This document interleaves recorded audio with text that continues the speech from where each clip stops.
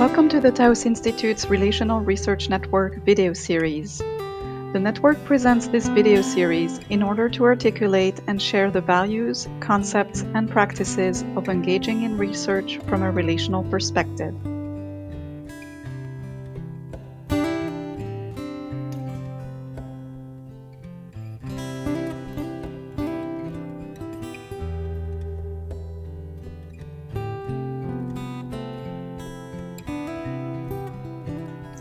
What does relational research mean to me? Well, at our first gathering in Prague, when we came together to explore this idea of relational research, Ken Gergen asked us, if all research is relational, what's important about this concept we were calling relational research? To me, it's an orientation that liberates possibilities. It's an orientation towards each other that places our relationship at the center and asks every step of the way, who is participating, who is left out, how are we relating, and what are we creating? Within this orientation comes a collective responsibility and responsiveness to make this world a better place for all people and for all living things. So it's no small endeavor, and it's absolutely essential.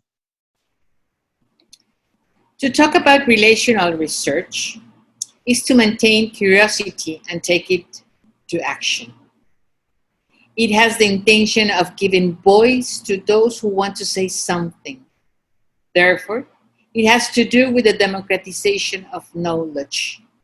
When I think about relational research, I think about an activity that any of us, psychotherapists, teachers, researchers, social workers, could do with others as conversational partners. In these actions, knowledge is generated through dialogue from an ethical perspective and as a way to become involved with the other and with the intention to take it into action and transformation. In these processes, we appreciate the value of differences. I want to begin with some premises of how I understand relational research. And one of my premises is that as part of the ecology in which we live, everything is connected. We're connected in our ideas, physically, to the earth, to the foods we eat, the air we breathe. We have connections.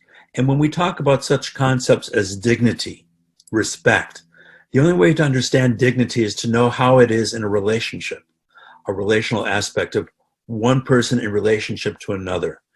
And when I think of relational research, it's looking at patterns and systemic connections across and between ourselves, within ourselves, and between ourselves and with the world as well. So in relational research, it's how do we look at these patterns? As Bateson would talk about it, patterns that connect.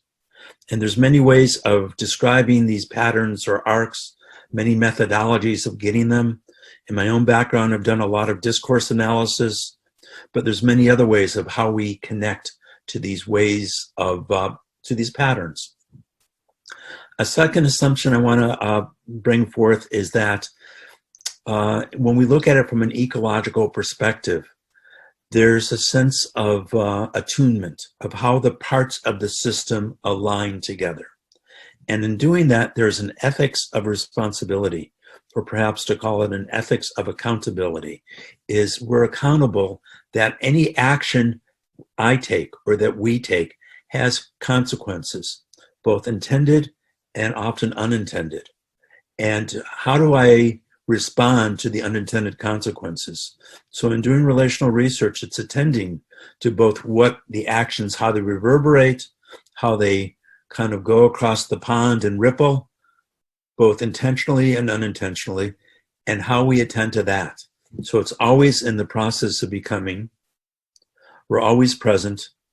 There is no outside of. We're always engaged with. And this is a part of understanding ourselves, our lives, and our relationships.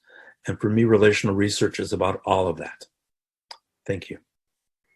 Hi, I'm Papusa Molina at the Cananquil Institute in Yucatan, Mexico.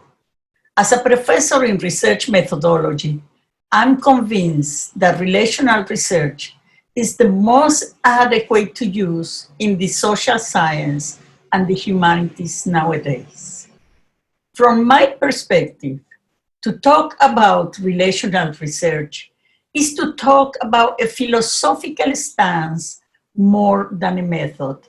It is to center on processes and not in results. To me, there are certain conditions that characterize this research approach. First, it would be a conceptual shift in knowledge, not as something that is outside of us and need to be accessed, but knowledge as generated with other people in relationships. It is about generating research actions with others and not about others. It is about doing with others for the many. I suggest that the following aspects need to be taken into account. To begin with, for whom do I write, publish, and distribute the results and processes of such research actions? Is it accessible in language and in economic terms? How is authorship registered? Who benefits from the results? Is everyone involved aware of its effects? These are just some of the questions I suggest we need to ask ourselves when facilitating relational research processes. Hello, I'm Josep Segui from Spain.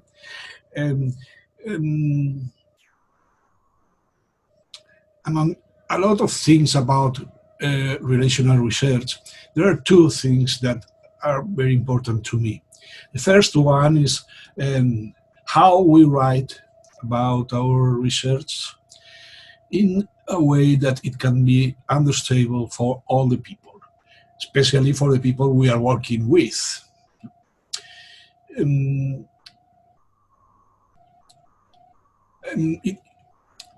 How can we do it without write again in a jargon way or in the expert way, in the traditional expert way of writing that nobody understands what we are saying, And the second one that is in relationship with the first, of course, is how can we do or what can we do with this research that we are doing that can be useful for the people we are working with.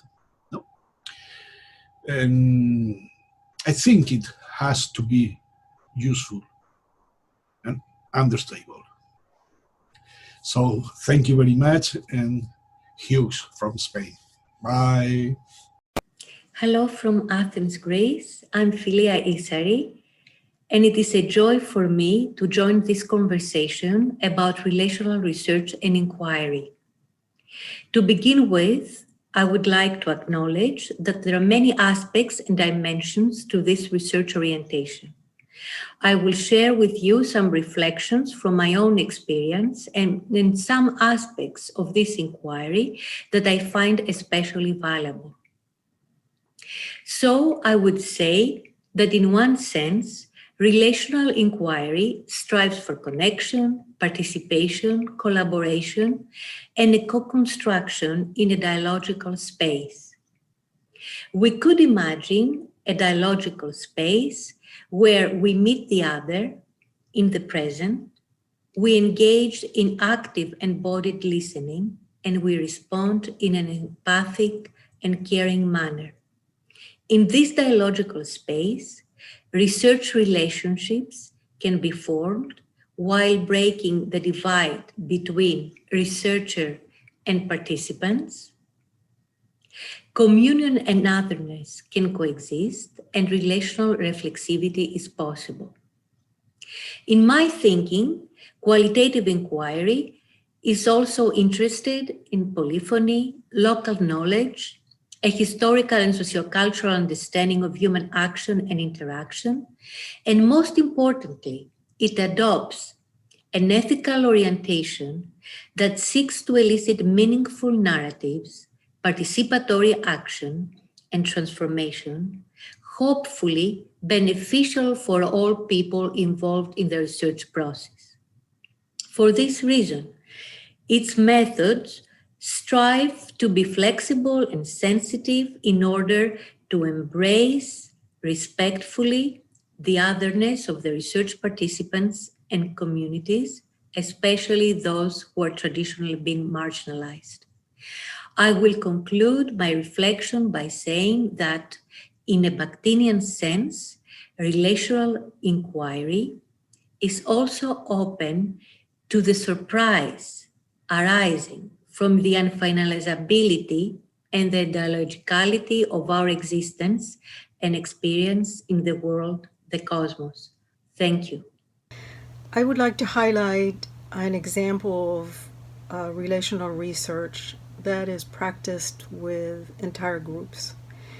The group could be an organizational group, a school community, or indeed a whole entire community of residents.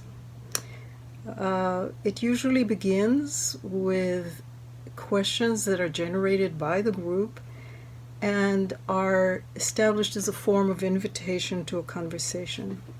It's a facilitated process. The participant, the invitees, the community members, are invited to take part in a series of conversations and activities that help them relate to one another, form trust, and begin to appreciate both their resources and their unique points of view on the issues. In this process, every voice counts, and the knowledge and the information that is generated belongs to the entire community that generated it. An example of this kind of process was the conversation that was initiated in a high school where parents and pregnant and parenting teens were invited to talk about their unique challenges. Then those challenges, they presented those challenges to a group of stakeholders in the community who represented service organizations. The collaborative that developed between the students and the community members continued to work over years, and as a result of their work, the school then was able to develop an in-house child care, a teen clinic, psychological services, and a father's group in the process of several years of development.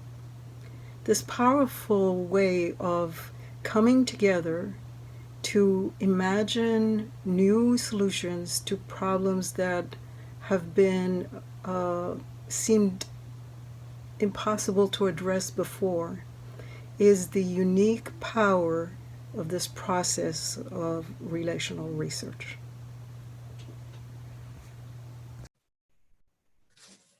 Hi, hello, my name is Monica Sesma. I am a member of the International Relational Research Network, and I am also a TAO's board member.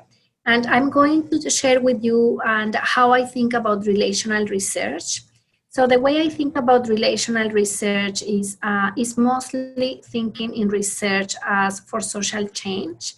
Like my impression about many ways people is doing research is mostly within academic settings, and in those academic academic settings, and most of the time people, what they want is to create research, to do publications, to bring money to the university. What also they want is advance in their careers, to promote themselves within this tenure track pathway.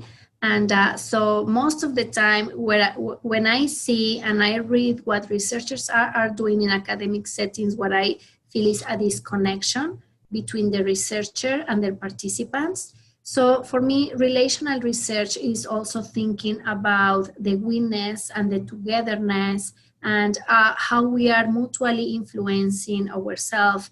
And the benefits are not only for the researchers in academia, but the benefits are truly for the community and the people and that are involved in the research.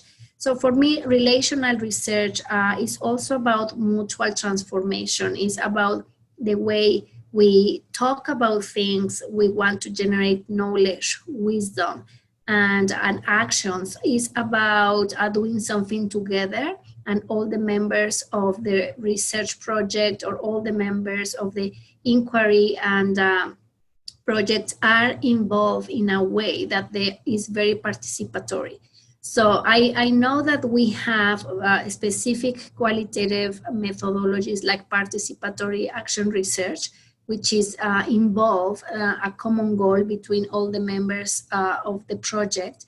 But for me, relational research is not only about looking for a common goal and everybody being involved in the research. It's also about how we are creating these relationships, how we are talking with each other, how we are in relationship with each other. And so it's not only focusing about one layer, which is the research objectives or the goals, or it's about how we do the process, but also for me is how we are in relationship with each other.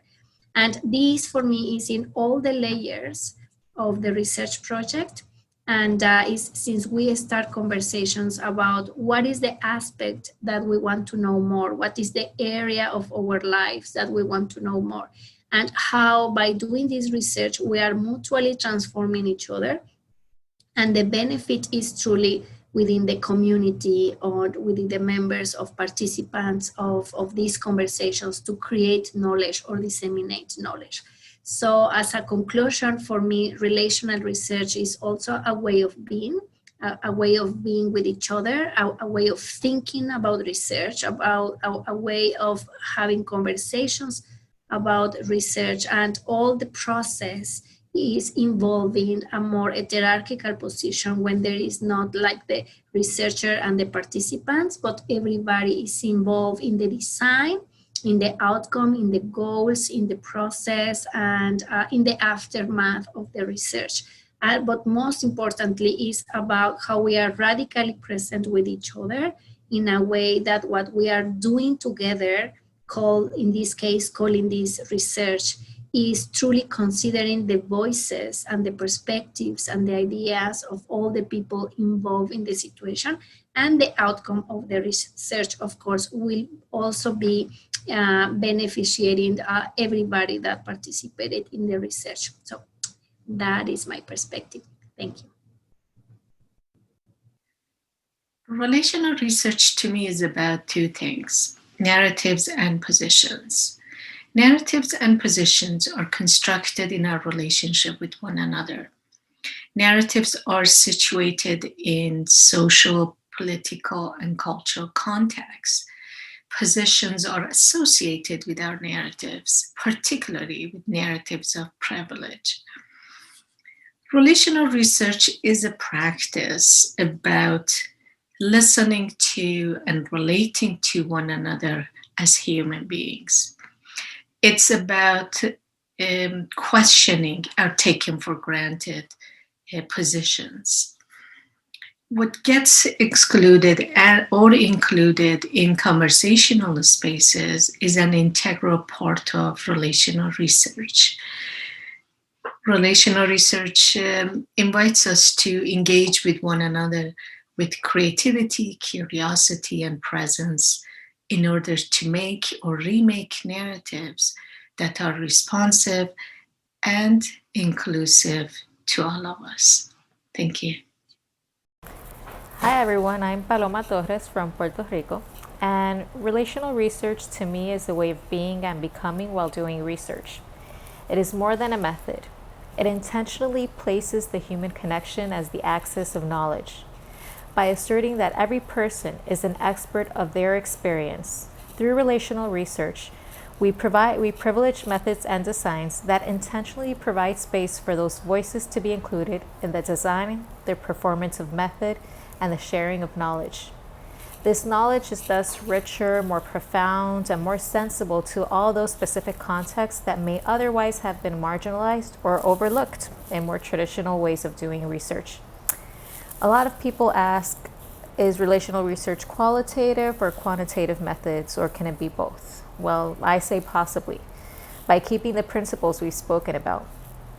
Finally, we assume a relational ethic that seeks not to just inform our world or contribute to a specific body of knowledge, but we seek to intentionally transform these different contexts we're working with, aiming towards more social justice and equity for all those voices that are included. Thank you, and I'm looking forward to sharing more of this research with you. We hope that you enjoy the series and invite you to join in the conversation. Leave a comment on the YouTube page or join our community at www.houseinstitute.net/relational-research-network.